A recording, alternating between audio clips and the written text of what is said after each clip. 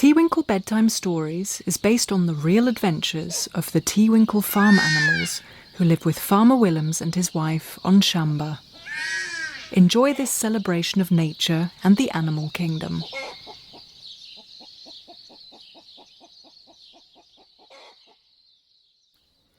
Once upon a time in Teewinkle, it was a hot summer's day and the animals were hiding from the sun.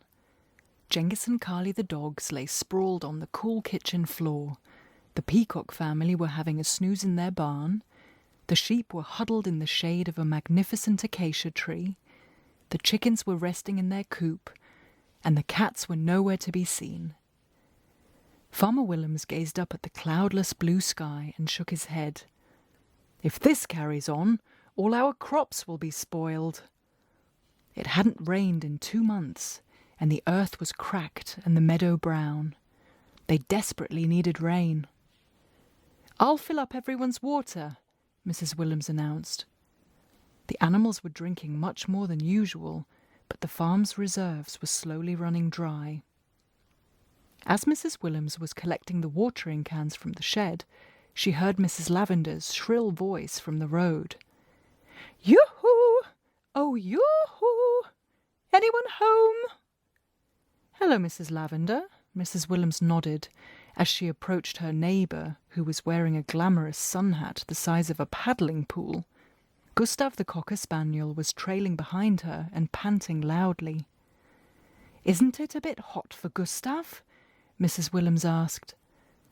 "That's why I called you," admitted Mrs. Lavender. "Perhaps you could give him a bowl of water. Oh, and look, I have this for him. The latest dog fan." She proudly waved a portable fan in Mrs. Willems' face and called Gustav. "Gustav, darling, come here for your doggy fan." Gustav plopped himself down in front of Mrs. Lavender and sighed. "Oh dear, he really is far too hot, Mrs. Lavender.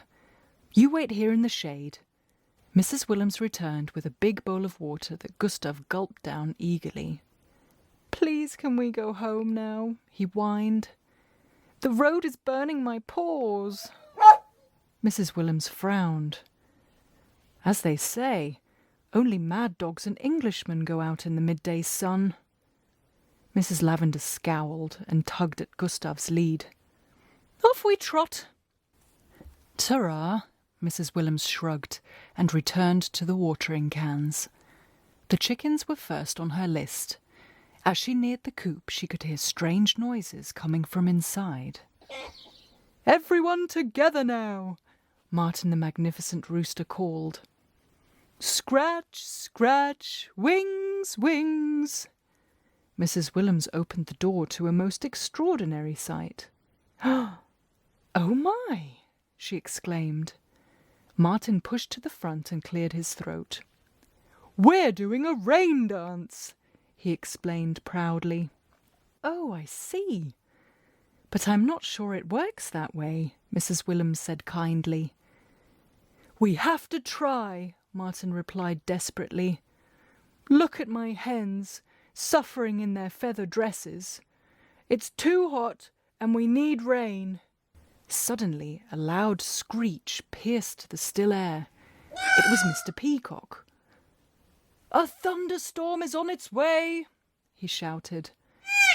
Mrs. Willems was puzzled. Surely he was mistaken, for there wasn't a cloud in the sky. "You see," Martin said triumphantly, "it's working.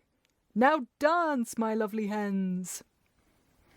"Mr. Peacock has announced rain," Mrs. Willems called to her husband, who was on his way to the beehives. He nodded. "Well, he must be right. You know what they say about peacocks predicting rain." As he approached the beautiful wooden hives, he spotted clusters of bees flapping their tiny wings at the entrances.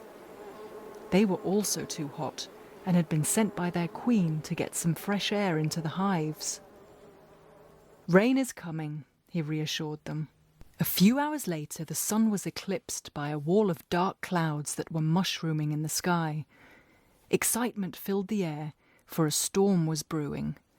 The sheep had left their shady hideaway and were stamping around their field, headbutting one another.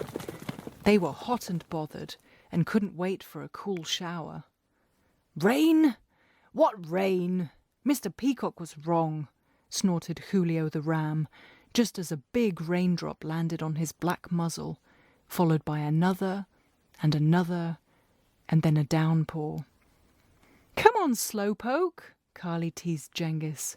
"Let's play catch." The two dogs zoomed around happily in the rain and made puddles on the kitchen floor when they returned. "Ah, finally! We're not hot dogs anymore," giggled Genghis. Mrs. Willems smiled. "Good. Heat is dangerous for pups like you. Let's hope Gustav has cooled off too. Oh, that Mrs. Lavender." She shook her head. The rain continued all night, and in the morning, Shamba was fresh and green again.